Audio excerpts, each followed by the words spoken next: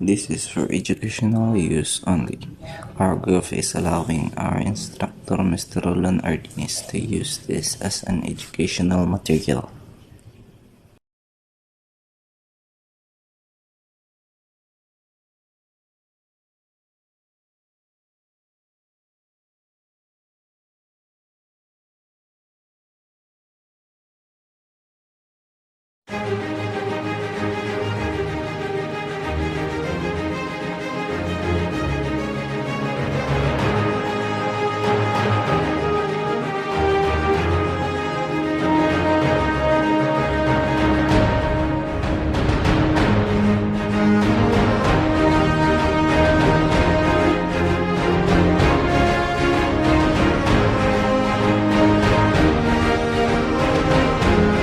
In the early 1800s, the global divide between North and South began to develop. The North had a lot of resources while the South did not. This divide widened over time, and by the early 1900s, the North had a lot more power. The North used its power to control the South, and this allowed it to exploit the South economically. The global divide between North and South has been developing for centuries. The history of this divide can be traced back to the collapse of the Roman Empire in the 5th century AD. After the fall of the Roman Empire, the North and South were split into two separate regions.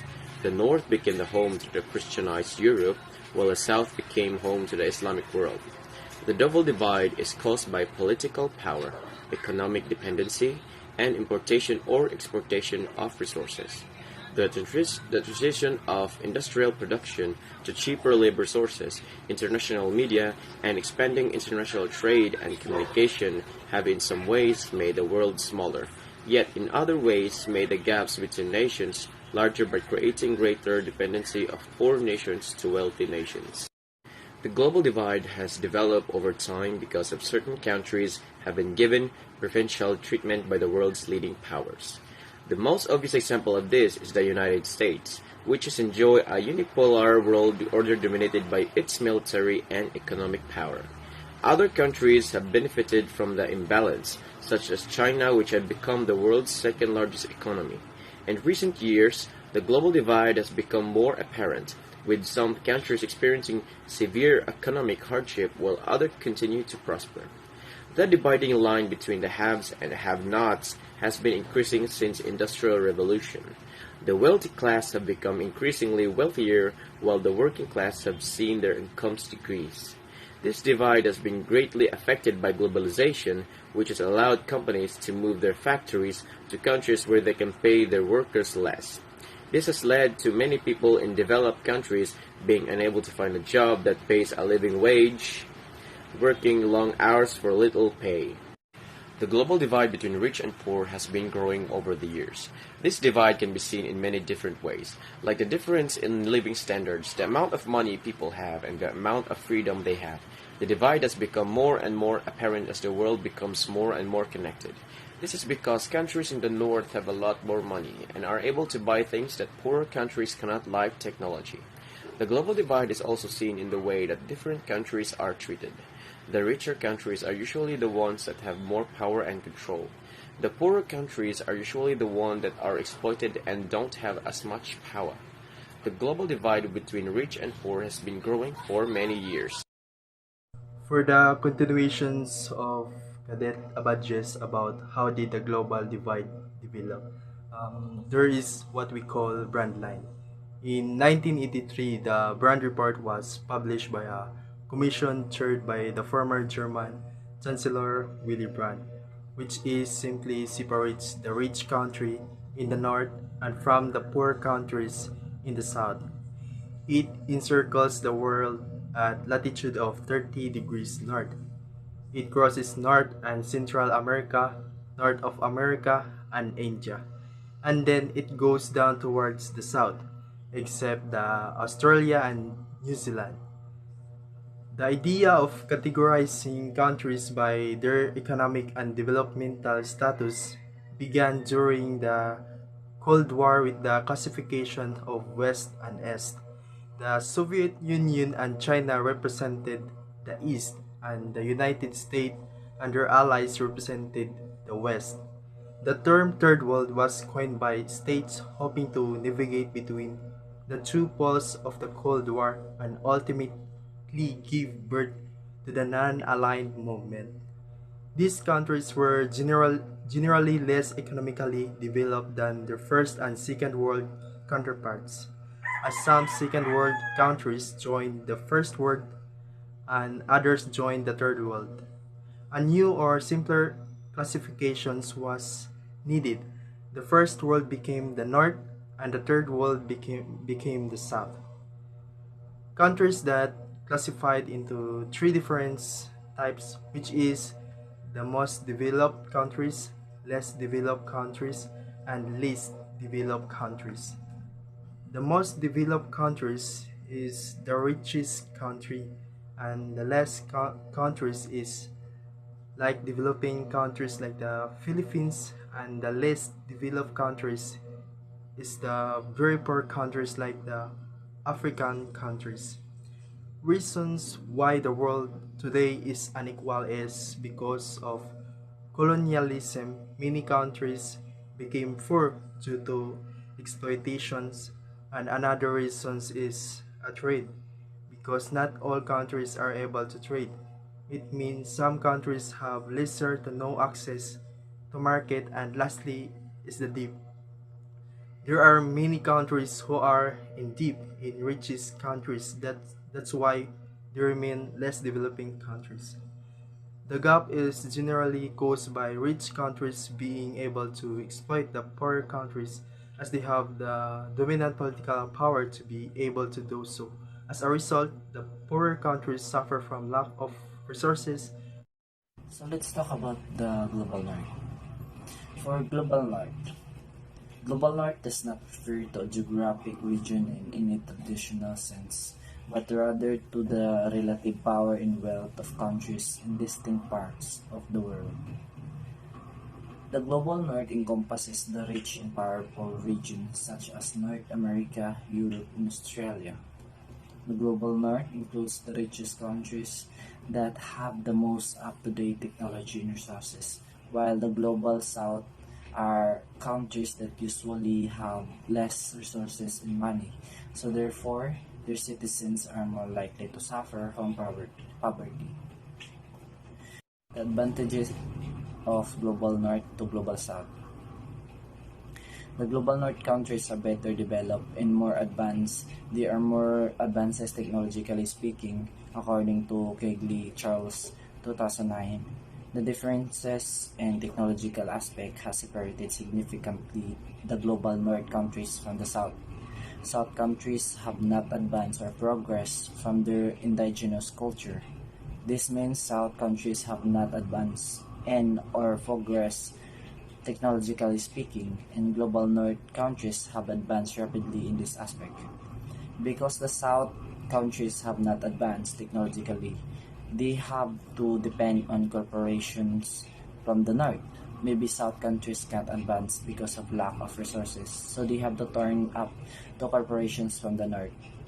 This also means South countries can advance because the North corporations focuses on their problem and don't care about the South countries' problem. When it comes to international relations, the global South is dependent on and vulnerable to the global North. There is an unequal strength between the global North and the global South. The global North being stronger than the global South, the unequal strength between the two is manifested not only in dominant power of the global North to control the pattern of international trade and agreement, regulating it, but also on their ability often to dictate the terms whereby technology and foreign aid and private capital are transferred to global South.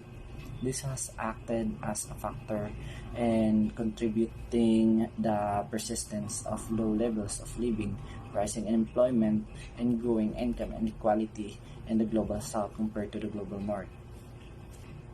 Why global divides the North and the South. So in the 1980s, the brand line was developed as a way of showing how the world was geographically split into relatively richer and poorer nations.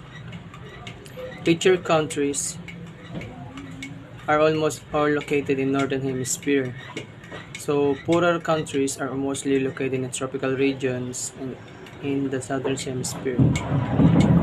The terms the North and the South, when used in a global context, are alternative designations for developed and developing countries. So the North-South divide is broadly considered as a socio-economic and political divide. So there are many causes or reasons for these inequalities, including the availability of natural resources, different levels of health and education, the nature of a country's economy and its industrial sectors, international trading policies and access to markets, how countries are governed and international relationships. So the global south or the developing countries, there are three quarters of the world population, then represents mainly agrarian economies in Africa, India, China, Latin America, and others that are not as economically sound and politically stable as their global north counterparts and tend to be characterized by turmoil, war, conflict, poverty, anarchy, and tyranny, according to OD 2010 of his study. So, there are problems contemporary global capitalism, colonialism, or the labor conditions, globalization, global health, governance, health and prevention needs of the market liberalization. So, however, economic development is not the only way to measure progress per Human Development Index. There are other factors to such as life expectancy and education. Reasons for development gap. So, environmental factors, historical wars, socio-economic, globalization, lack of trade, abundance of debt, neo-colonialism, lack of aid of UN addressed this by developing program dedicated to narrowing the divide through its millennium. So development goals through improving healthcare, promoting gender equality, and ensuring environmental sustainability. Economic difference between North and South. What is the difference between Third World and Global South? So first, before I proceed, I would like to give some short definition about what is the meaning of the Third World and the Global South. So what is the Third World? Third World is an outdated and derogatory phrase that has been used historically to describe a class of economically developing nations. It is a part of our four-part segmentation that was used to describe the world's economies by economic status. The term Third World historically refers to countries that were aligned neither with the communist Eastern Bloc of countries nor with the capitalist West during the Cold War. This includes countries as diverse as Botswana, India, and Sweden. In current culture, however, that term is normally used as a euphemism for developing countries, and it is historically denoted countries that politically align with the former Eastern Bloc or the West. What is the Global South? The Global South is generally understood to refer to less economically developed countries. It is a broad term that comprises a variety of states with diverse levels of economic, cultural, and political influence in the international order. It refers to those technically and socially less developed countries, basically located in Africa and Asia. Like these related terms, Global South is used to describe countries whose economies are not yet fully developed and which face challenges such as low per capita income, excessive unemployment, and a lack of available capital. The megacities of the Global South have major socio-economic and environmental problems, such as increase in slum dwellers, air and water pollution, resource depletion, and rising urban poverty. What is the difference between Third World and Global South? The Global South thus incorporates not only spaces that used to be referred to be a third world, but also spaces in the north that are characterized by exploitation, oppression, and neocolonial relations, such as indigenous and black communities or an immigrant communities in Western societies and vice versa. So for the short explanation, the third world is a class of economically developing nations, while Global South refer to less economically developed countries. Is the difference between third world and global south? The term global south is an uncontroversial one. There have been many debates in the last 2 decades regarding its usefulness, both analytical and historical, but especially its connection to another equally debated term, third world. It cannot be emphasized enough thus that the idea of third world is inseparable from the emergence of global capitalism via colonial conquest and exploitation. The integration of colonial society into capitalist circuit has permanently changed and structured local economies with tremendous consequence both for the short term and, more importantly, for the long term. The idea on underdevelopment is crucial because it throws light on processes of exploitation and dependence that have begun a couple of centuries ago and are still very much ongoing. For instances of the third world is the idea of economic growth without economic development, which refers to growth determined by foreign capital and foreign markets rather than third world is illuminating. Third world is a outdated and derogatory phrase that has been used historically to describe a class of economically developing nations. It is part of a four-part segmentation that was used to describe the world's economies by economic status. Third world falls behind first world and second world but has ahead of fourth world. So third world countries were hardly recognized at all. Global South is a term often used to identify regions within Latin America, Asia, Africa, and Oceania. It is one of the family terms including Third World and Periphery that denote regions outside Europe and North America. Most of these countries are low income and often politically or culturally marginalized on one side of the divide, the other side being the countries of the global north. The Global South. Global South refers broadly to the regions of Latin America, Asia, Africa, and Oceania. It is one of a family of terms, including Third World and Periphery, that denote regions outside Europe and North America, mostly, though not all, low income and often politically or culturally marginalized.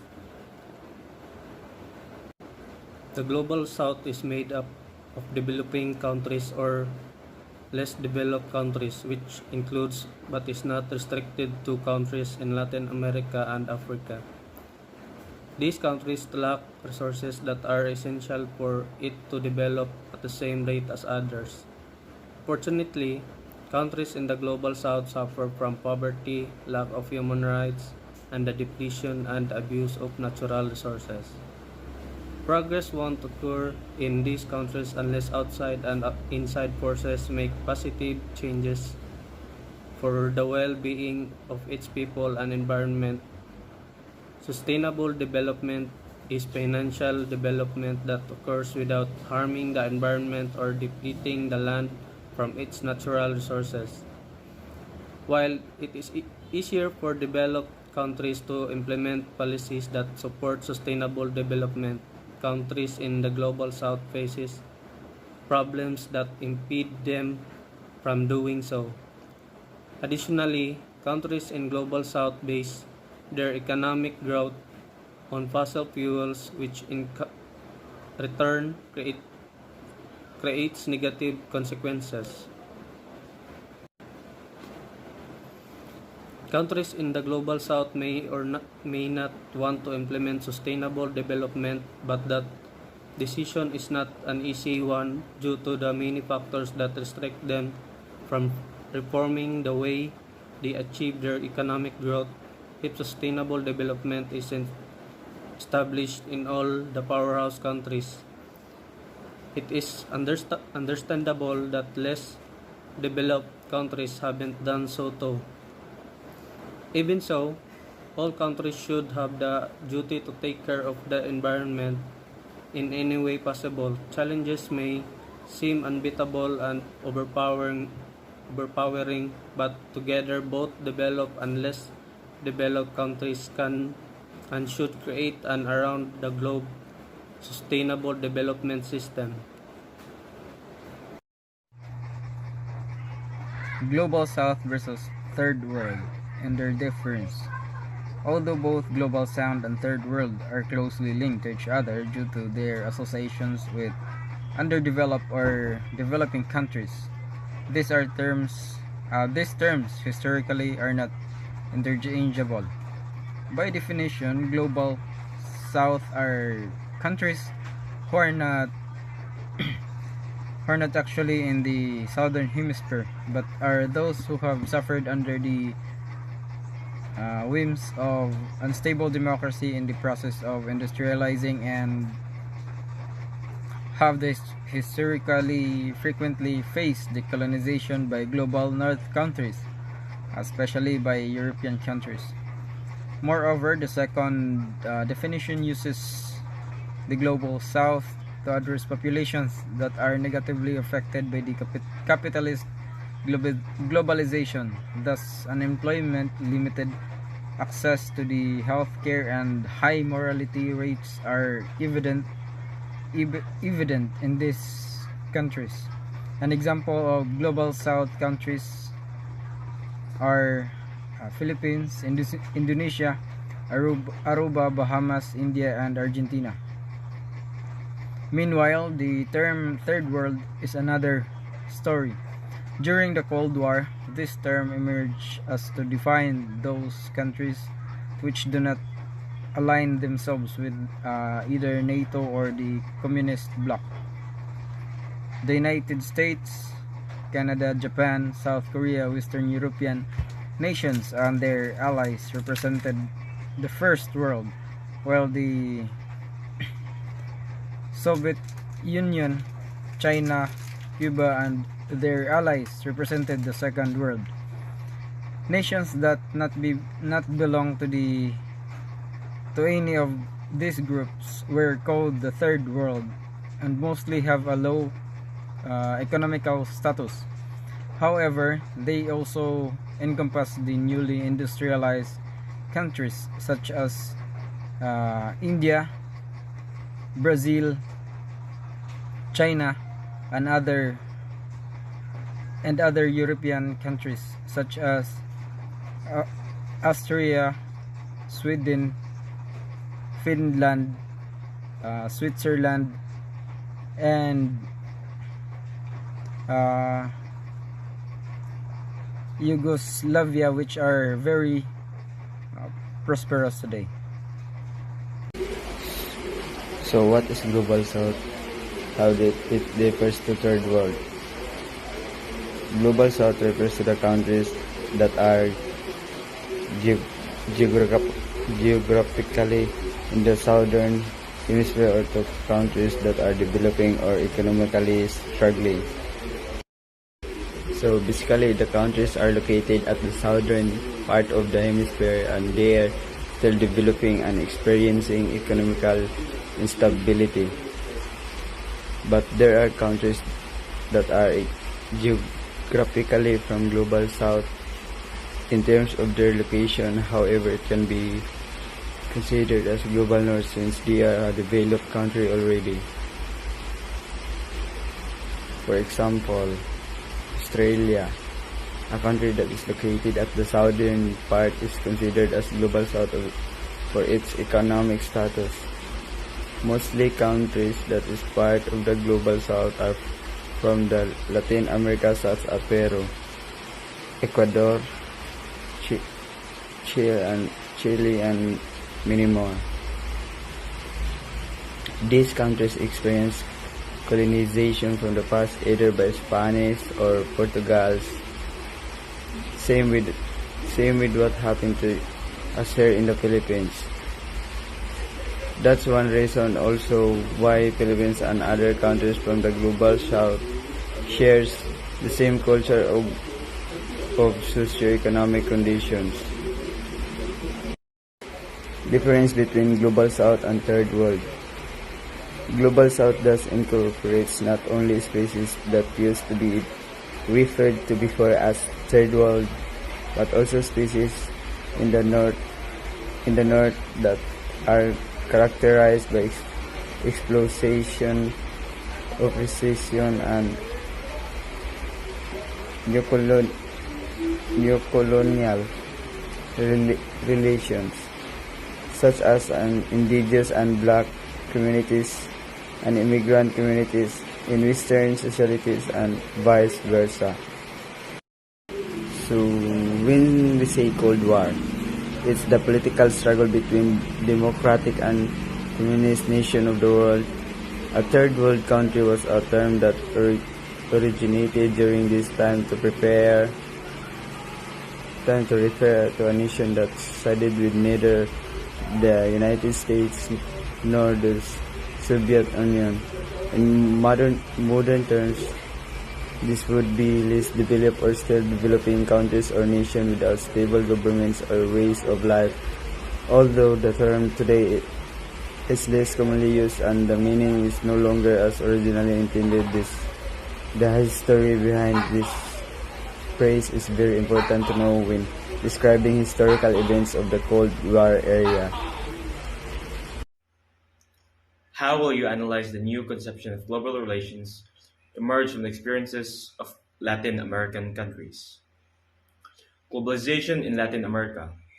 This trend of globalization is not a phenomenon taking place outside of Latin America, but is a trend in which regional social agents take part and affect the globe. The trajectory of Latin American countries to face the challenges of globalization has been marked by the economic models prevailing in the region since the 19th century and onwards. These models have determined the social, cultural, and political development of countries in Latin America in an increasingly globalized world.